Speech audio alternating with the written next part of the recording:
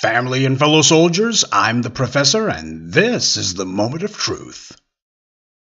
In one of the more interesting outcomes of the 2022 midterms, an LGBT white Latino Republican named George Santos ran for Congress in New York, in what had been a Democratic seat. He flipped it to Republican. And before I get any wannabe know-it-alls in the comments, yes, Brazil is considered Latino and is part of Latin America. However, it's not a Hispanic country because its people don't speak Spanish. Though for the record, Spain and Portugal share contiguous borders and their languages are very similar, but I digress. Anyway, George Santos was a shameless self-promoter during his election. He was willing to say absolutely anything to get himself elected, and he did. He basically made up much of his life, his entire job resume, and even religion. We'll get to that in a minute.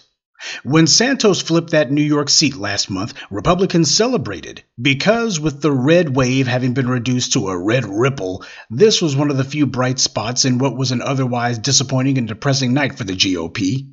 Now remember that Santos ran as an openly gay Republican in New York. He didn't run in the South, where the conservatives are strongest and most strident. He ran in what is the second most LGBT-friendly area of the country. Keep in mind that what constitutes a Republican or a Democrat is very different depending on where in the U.S. you are. Donald Trump, for example, was a typical New York Democrat. He favored abortion, gay marriage, etc. He even gave money to the Clintons. Meanwhile, in the South, people like Joe Manchin of West Virginia fights the Democrats every chance he gets, and Negro Jim Clyburn talks so conservative I expect Fox News to give him an endorsement. So yes, Santos did flip a Democratic seat, but it was only because he was in an area where Republicans have to be more accepting of LGBT people, not to mention all the immigrants in that area, many of whom identify with the white right. But on election night, the GOP didn't care how Santos won. All they cared about was he got them a seat. They did the predictable blink and you'll miss it rhetoric about how the GOP is accepting of gay people, and they haven't mentioned it since. And given the headlines that Santos has been getting lately, the GOP prefers not to have to talk about him at all. Here's just a few of the lies Santos told while he was on the campaign trail. He claimed that he went to Baruch College. That wasn't true. He's now admitted that he never graduated from any institution of higher learning. He claimed that he had worked for Citigroup and Goldman Sachs, but that wasn't true either. He said he had worked for Citigroup as an associate asset manager in their real estate division. A Citigroup spokeswoman said there was no record of Santos ever having worked there, and that Citigroup sold off their real estate division in 2005. Santos would have been just 17 years old at the time.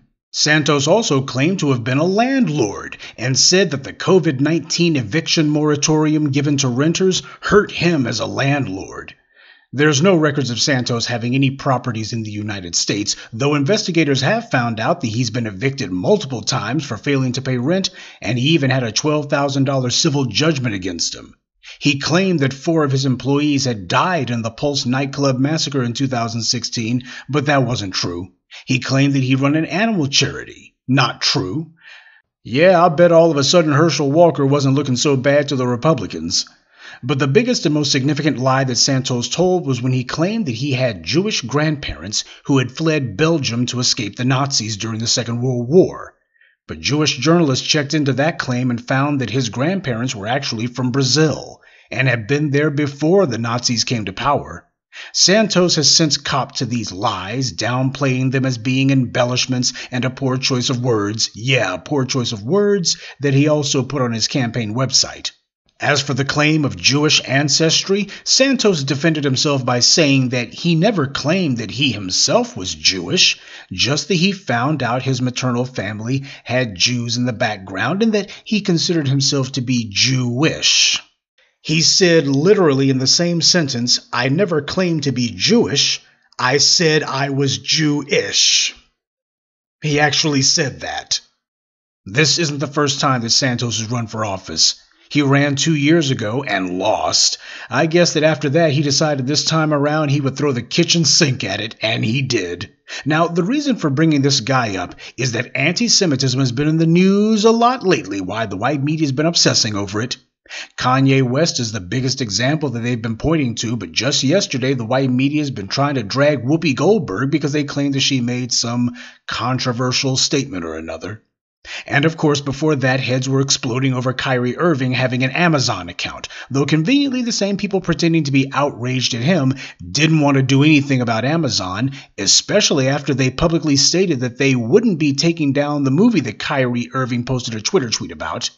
And none of the Ari Emanuels and others who were in a lather were demanding advertisers cut ties with Amazon. Ari Emanuel in particular made it a point that he was going to be attacking black people who he felt were anti-Semitic. He went so far as to say that Kanye West's mental disorder is no excuse for what he said.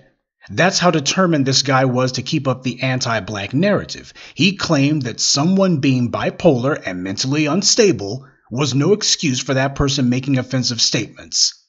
He actually said that someone having less control over their actions than most other people is no excuse for that person not controlling what they say. So for Ari Emanuel, this clearly was not about anti-Semitism at all.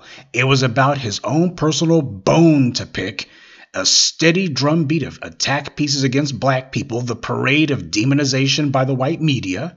Didn't matter if it was totally false. What mattered was that someone say it and the white media would take it from there and amplify it, which they did. But Kanye West is not a politician, and neither is Kyrie Irving. One of them is a rapper, the other is a basketball player. Neither one of them makes policy. They don't have societal influence, and nobody's going to do anything just because Kanye shoots off his mouth or because Kyrie Irving posts an Amazon link on Twitter. On the other hand, George Santos is a somebody.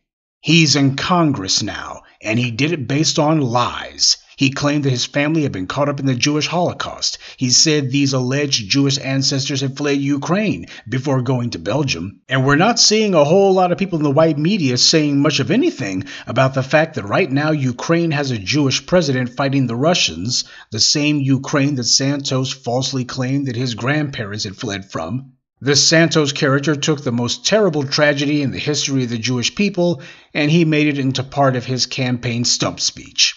For people whose ancestors were killed in the Holocaust, whose ancestors had to flee because of the persecution, I'm pretty sure they don't appreciate this two-bit wannabe political star using their group's tragedy as nothing more than a crass means for him to make his empty candidacy seem more interesting. I want to know where Ari Emanuel is at now. And other organizations like the World Jewish Congress, who led the charge to demand that Spotify remove Kanye West from their platform. They in particular celebrated when Adidas cut ties with Kanye, yet neither of these entities are demanding that the GOP remove Santos from their party. Do they not believe that he did anything wrong? Don't they care? If a man is willing to shamelessly co-opt and use the Jewish Holocaust as just something that he can name drop, something he can use to get support by falsely claiming to be Jewish, if he thought so little of the worst tragedy to befall the Jewish people, then what would a man like that do when he's in Congress? If someone takes you recklessly for granted in one respect, then they'll do it in others. They'll give themselves permission to do so. Every group who's been mistreated or repressed is supposed to know this, so why so much silence on this one? Santos ran for office in New York. There's a lot of Jewish businessmen, media types, and academics who are in New York. And you would think that with anti-Semitism being a worldwide problem, that when some politician shamelessly, falsely claims the Holocaust in his family to score political points for himself, why is that not given the same energy? And you know what else we're not seeing? We're not seeing any Latino people in the white media running stories saying that anti-Semitism in the Latino community isn't rare, it's ingrained. Rolling Stone's not making any room for that on their website. Kanye West cannot make any laws, and neither can Kyrie. Neither one of them can do anything. Santos, on the other hand, is in a position to make the laws, to vote on who gets into governmental appointments, and to vote against funding for Israel. And if Santos decided to do that, what would the Ari Emanuels and the Jewish World Congress say then? That he's an anti-Semite? Well, if they do, his response would be no different than Donald Trump's when that implication was made against him. Santos could and would simply claim that it's impossible for him to be an anti-Semite because he's Jewish. And the silence that we've seen in regards to the lies that he's told, that would also become part of his defense. He would point out that, well, the outrage was muted last time, so what's all this hubbub about now? Should that happen, I guess we'll find out if the people who have been so quiet about Santos up until now will suddenly discover where their press releases and their indignation was lost at for so long. Good day, and be one.